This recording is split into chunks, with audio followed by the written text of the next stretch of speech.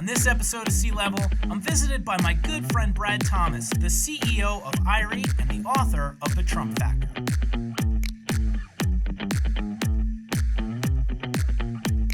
So tell me, what exactly is a REIT? You're a REIT expert, so tell me a little bit about that. Sure. Well, first off, you got it right. It is REIT. Rhymes with beet, rhymes with sweet, all that. So that's the first misconception is how do you pronounce it? REIT stands for Real Estate Investment Trust. A REIT is an investing vehicle, like a stock, essentially. So it's a real estate stock, a real estate security. The REIT laws were formed in 1960, so over 50 years ago, actually during the Eisenhower administration, as part of actually the Cigar Act. And don't ask me why it kind of was under the Cigar Act, but that's what it was. I guess there was a lot of cigars at the time, right. And people were celebrating. But right. But it was also the period of time in which President Eisenhower was paving this country with infrastructure, with highways. Right. And so it's really interesting that not only did President Eisenhower pave the way for us to drive across the country, but really he's paved the way for individual investors to get access to institutionally held commercial real estate. So that's precisely how the laws, or why the law was created over 50 years ago, so that individual investors could enjoy owning a piece of the Empire State Building, or a mall, or a shopping center, or data center, a number of other property sectors. So it's really designed for the individual investor, not the institutional investor. So that's really important. So the big thing that I want to talk about as it relates to REITs and why this law was structured, I guess the most important characteristic for this REIT is REITs pay out higher dividends than most ordinary stocks. Why is that? Because REITs must, by law, that law that was created again in 1960, REITs must pay out at least 90% of their taxable income. Most pay out close to 100% of their taxable income. So that means that most REITs are going to yield, average yield today in the REIT sector in the U.S. is something around 5%, 4.5% to 5%, right. Whereas the ordinary S&P 500 is about much less than about half of that. So a lot of retirees have really gravitated to this space because of the income element and really the flight to quality of income and the thirst for yield. Right. So that's what really makes this a really important asset class. Awesome. So I've invested in real estate. So I started out really young. I bought my first property at my early 20s, 20, 23 or something like that. And then my strategy was just buying up these properties myself, like single family homes and stuff like that, and then renting it out. So what, in your opinion, what for somebody, instead of just buying up retail properties and renting them out themselves, what are some of the benefits that a REIT could provide that trying to manage everything yourself? Sure. Well, I did that too. Yeah. And I've had a lot of duplexes and a lot of that type of property over the years. Yeah. And so you suffered the same thing that I suffered, which we call the 3 T's. 3 T's stands for toilets, trash, and taxes. So those are the things that you had to deal with as a landlord. That made it very frustrating. It's very stressful. It's hard to sleep well at night. Your phone rings all the time. Right. The toilet breaks. The roof breaks.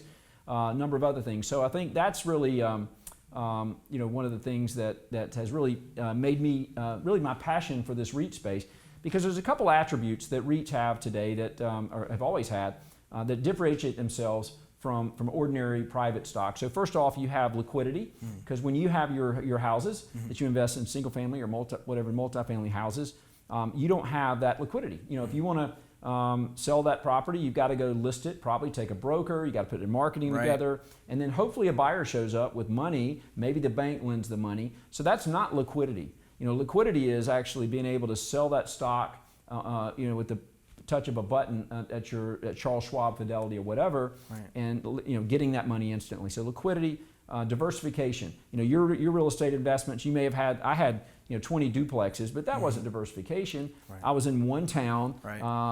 And I had one asset class. Right. So with REITs, you can diversify, truly diversify across the country, across the world. Different types of businesses and everything. By properties, by geography. Awesome. And so forth. So I think it's all about diversification too. That's the biggest thing. It is. And again, I think don't be confused. A lot of investors confuse owning real estate and owning REITs. That's two different asset classes, really. Right. The third thing I think is important. The other attribute is the governance. So you have your publicly traded companies with REITs. So you have the transparency. You have quarterly reports, annual reports. You have accountability within your management team, Right. things they have to do, because the SEC will certainly make sure that they're doing things right. So you don't have that with companies that are not publicly traded.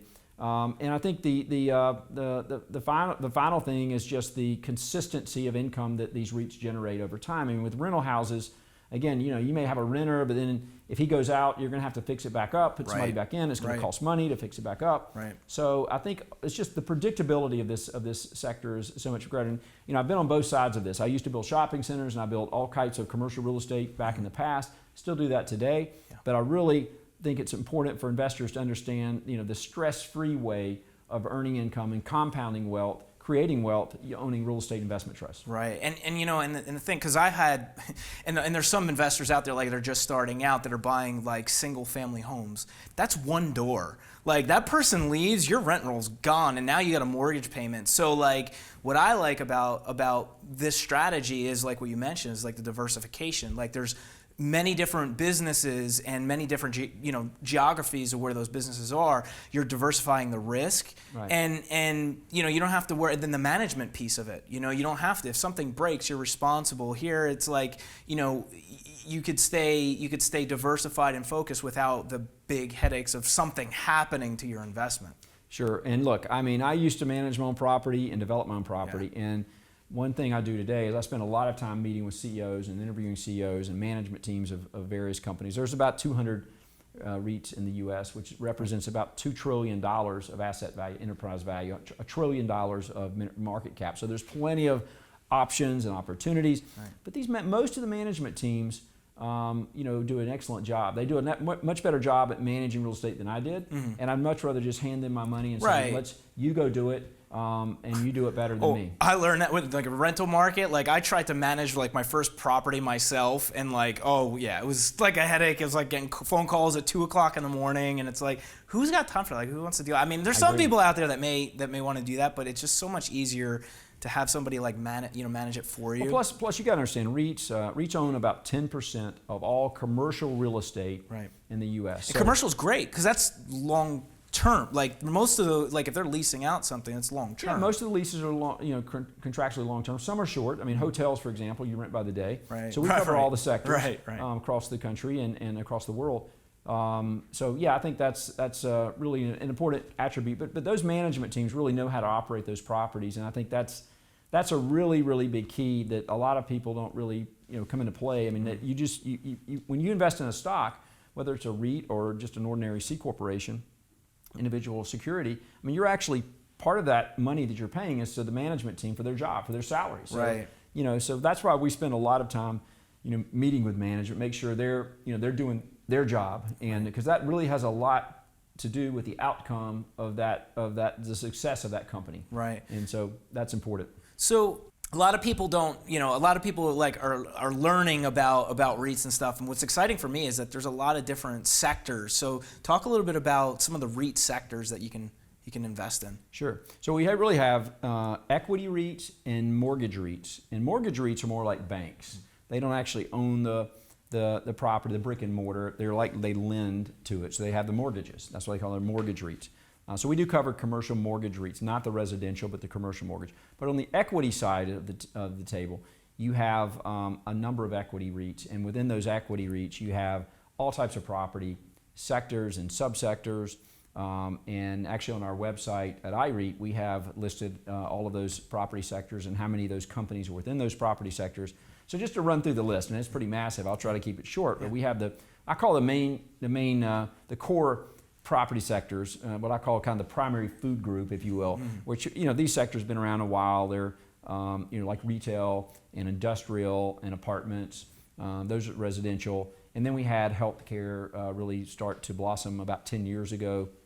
So within the healthcare sector, you have a number of types. You have medical office buildings, we call MOBs. You have senior living, senior housing.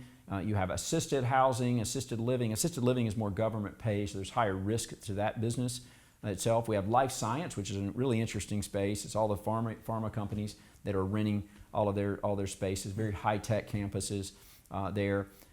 You have hospitals, we call pure play, or companies that just invest in hospital systems. across the country. So the healthcare sector is very broad. There's really 3 big companies in there that they're fairly diversified, and they're somewhere, the largest one's around $20 billion market cap. Wow. So a lot of size there, and which means there's a lot of consolidation opportunities, and it's very highly fragmented. So then we move over to other sectors like the retail sector. You can subdivide that into malls and shopping centers and single tenant or net lease properties, which would be like a Wendy's or a Walgreens that you would see driving outside. Right. In the mall space, we have the A malls, and we have the kind of the B and C malls. So we can kind of see today with this retail apocalypse. I don't like to use that word. Right. Liberal media uses it, but well, actually the media uses it in general. But yeah, we are seeing a lot of store closures today. But we still like some of these very high quality A mall companies like Simon Property Groups or Taubman Centers, for example. So that's kind of the retail side. And under the residential, we have certainly traditional apartments. We have single-family housing, which we alluded to earlier. And then we have other subsectors called manufactured housing. Some mistake that with mobile home parks. You know, we've evolved a lot over the years, so now we have manufactured housing. It's where they build inside the exactly. the Warren Buffett is a good Yep. example of Yep. An investor who owns Clayton Homes. Right. So that's a proven business model and really widely accepted.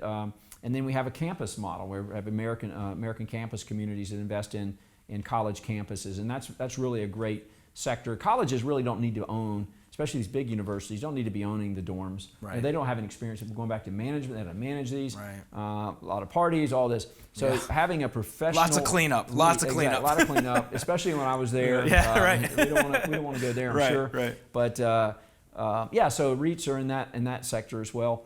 And then there are really some specialized names. Of course, industrial, again, I mentioned, but then we have specialty names like we have casino REITs today. We have 3 of those that invest. You go to Vegas and you've got all those 3 casino REITs own. Caesars kind of spun into their own vehicle. We have MGM kind of spun into their own REIT casino vehicle. We actually have prisons, believe it or not. Wow. And this is a really political, debatable sector, but it's there. It's a real live sector, and there are real prisons. And frankly, the U.S. government and the state governments don't need to be owning prisons, much like the colleges and universities don't need to be owning those. The big question mark when it comes to prisons, and I get it, depending on which side you're on, is do you really want to invest in a business that's actually making profits off people who are in prison? Right. And I've titled a number of articles, "Can you profit from prisons?" And that's a fact. I mean, you can invest in prisons that are profitable, but we certainly I think all these companies and just in general trying to discourage and get people out of prison quicker. And so you're seeing a lot of those rehab centers unfold and really trying to help make this a better environment socially for people to invest in that space. We also have farming, which is an interesting space. Land's been around since the beginning of time, last I checked. Right. And so, but there's a lot of farming in the U.S., and so these 2 REITs have the opportunity, and they're taking advantage of that to consolidate it. Most of those farms are individually owned, a mom and pop type business, and so you're seeing a number of those mom and pop farmers are actually selling their farms to these REITs and leasing them back to them. Right. So that's been a really interesting business model. And again, it's just interesting all the varieties of companies. So I cover it all. I mean, our team, we've got other analysts, including me, but we cover all of these different property sectors. And what that gives for the individual investor like you is the opportunity to diversify. And we try to put together tactical investing strategies. We're not going to say, hey, let's just go invest in everything, do something, everything across the board. So today, especially in this market, which is driven by technology. Right. What's interesting here, I have this phone here in my hand, and so we cover cell tower REITs. There's 2 of those. But you think about it, and this is the areas that we overweight. We really believe investors should really allocate a lot of their capital in this REIT space to this sector, technology. So you can invest in a cell tower company. Well then, let's say I want to buy a pair of shoes today, and we go into Nike and we order a pair of, let's say, LeBron James' latest shoe, whatever it is. And then that data is going to be transmitted to a data center. Well then, we have data center REITs. We've got 5 of those that we cover. And again, you see the growth of demand. I mean, that's the cloud. The cloud is actually a building that's a data center. And then we have the third piece of that. It's kind of the three-legged stool here, where we have logistics. Also industrial buildings that lease to companies like Amazon, right, or retailers that are in the e-commerce business. And that's a high growth area because you've seen all the demand for that space. So all of that's driven by these cell phones. And really the 5G is amazing to see all the 5G growth coming to this country, all the fiber, all the small cells. It's really an amazing business. So we really believe that's where the biggest growth opportunity is. Yeah. Fastest probably too, technology. It is. And what you're seeing today is, at least in certain markets, is it's not as expensive. Some of those sectors are not as expensive as others. So allocating capital to that space, I think, is critical for investors long term. You're going to see, close to, high single digit, growth, earnings growth out of those companies, but with very stable dividends and growing dividends. So, that's an allocation. Retail's, again, been beaten down really hard. So we think, there's opportunity in those beaten down stocks. Right. There's a wide margin of safety, but you've got to be careful. So again, we're very tactical in terms of allocating capital to those high quality companies. I mean, no question, malls across the country are under attack. There's no question. JCPenney, Sears has gone away. Right. JCPenney's, Bon-Ton, gone away. And there's more to come. There's more ahead. But if you have the capital to redevelop those malls, and you could take a JCPenney's or a Sears tenant who's paying $2 a square foot, or some ridiculous low rent, and you could convert it to, say, a Dick's Sporting Goods or an alternative or a restaurant row concept, or mixed use. You could do hotels. That land becomes much, much more valuable. So, Warren Buffett has invested again in Seritage. They're one of the mall REITs, certainly recognizing there's an opportunity to unlock value within the mall sector. But again, you've got to understand, this is what we do, is understand if those companies have the capital and what is their balance sheet, how are those balance sheets structured so they can grow their shares. So, it's a great business to be in. And again, I think over time, REITs have outperformed most every asset sector, not every year, but if you go back again, going back to, I said earlier, in 1960, really over every 10 years, the REITs have pretty well outperformed all of the other property sectors. That doesn't mean you should back up the truck and put all your money today when I walk out of here in REITs. Certainly allocating some of your capital and some of your resources makes a lot of sense, and especially because the power of compounding is the ultimate catalyst for this sector, because you can earn principal on top of principal. A lot of younger investors reinvest. Most REITs have DRIP programs, so they can directly reinvest those dividends back into those stocks. And then, whereas a lot of retirees are living off those stocks, that income off those stocks. So, but compounding is very, very powerful. If you just own those stocks, put them in your safety deposit box, buy them at the right price, of course, and then come back 10 years later, and you'll see some pretty significant dollars in your bank account. That's awesome. So there's something for everybody out there. You have a lot of options, which makes it easier. You can kind of pick and choose what it is genre of flavor you want. Exactly. And again, you have other sectors. Utilities. Anything in entertainment, like movie studios or anything like that? That's actually a good idea. I mean, there's actually we're thinking about some other categories that aren't readable yet, and airports would be one example. Right. You think about, there's never a vacancy at an airport. Right. But you're right. I mean, entertainment. Actually, let me go back. There's actually a company called previously they were called Entertainment Property REIT, and they abbreviated the name EPR. So they invest in really experiential property. So their primary tenant or really category is theaters. They actually spun out of AMC. So their largest tenant is AMC. They've got all the Regal, all those names. They've gone into now Top Golf. They're the largest golf for Top Golf in the country. Yeah.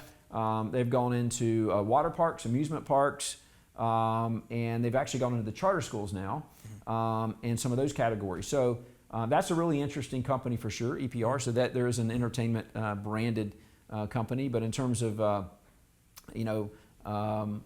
different. I mean, everything today is, like I said, anything will qualify. That as long as it's real estate. And really the IRS has, I won't say tested this, but they've agreed to let certain property sectors that I would have never imagined would have been readable, such as energy, for example. There's a company we cover called Core Energy, and they actually own and invest in assets that are basically some of them underground, some of them not underground, but they're basically energy pipelines Yeah. and those type assets, which are qualified as REIT assets. We have another company called Hannon Armstrong that invests in sustainable energy products. So all your solar assets would certainly qualify, even thermometers. These large thermometers would qualify, lighting systems, which again are qualified. So it's really been an interesting sector. And we've had to all learn how those different property sectors operate, because that's the ultimate way that we can assist our subscribers and investors, is by understanding where those opportunities are within those property sectors. That's awesome. That's awesome. So you've written a lot. Yeah. You have a really successful book, The Trump Factor. So and you have other things on the horizon. So Right. Tell me a little bit about what it was like, developing the book, working with Trump, and what you got on the horizon. Sure. That is kind of like, when I think about the whole Trump book and my relationship with our president. It's one of my favorite books as a child, was and still is. I have 5 children, so this is a book my kids love too. As I'm sure you remember Willy Wonka and the Chocolate Factory. Oh, yeah. I didn't grow up in a 1-bedroom house. I want to give my mom a lot of credit. She put me in 1 bedroom, but I grew up in South Carolina. I just would have never imagined that I would have got the golden ticket. That's kind of how really my life has really changed over the last 10 years or so. Right. Part of my job, as I mentioned earlier, is meeting with management teams and really successful CEOs in real estate, trying to learn from their knowledge. Right. And so I've always wanted to meet. Back then it was Donald Trump. It wasn't President Trump. And I did. And that led to a series of meetings and interviews and ribbon cuttings and grand openings and all this stuff. And then eventually I decided that I wanted to spend 2 years of my life. It took me a little longer than I thought, but I wanted to basically visit every property that he owned in the world. I want to play at every golf course that he owned. I want to stay at every hotel that he owned. I want to go into every office building, and not just to say I've done that, but also really to understand what is that worth and how did he create the value within each of those individual assets. Right. I mean, and part of my, I'm wired to break things down and put them back together again. And I want to see, what is this really worth? Because we've all seen, again, this was before, I published the book, by the way, 2 months before the election in 2016. Wow. Yeah. I was a race to get it there, Yeah. but I got the book out, and it's pretty amazing, because I would argue I probably know more about his real estate and his deal making and his what made him successful as a businessman than anybody, because I've been around the properties and I've been around him, and that was really a big thing for me. So since that time, I campaigned for him during the election. I serve on his advisory board for his campaign, and I'm currently in the works for another book. So can you tell me a little bit about it, or still on the Yeah, what I can say is I have got an amazing team. Yeah. The first book I wrote was my first book, and I didn't know what I was doing. And by the way, I wrote another book too, which has been a very successful book called The Intelligent REIT Investor. And that book is extremely important for me, because I lecture out of it at schools like Cornell and Johns Hopkins and Georgetown, among others. So that book is really powerful. It's everything you want to know about REITs. And I'm actually doing a second edition with my co-author now, Stephanie Cruson Kelly, a second edition of that book. But back to the Trump book, I have put together an amazing team.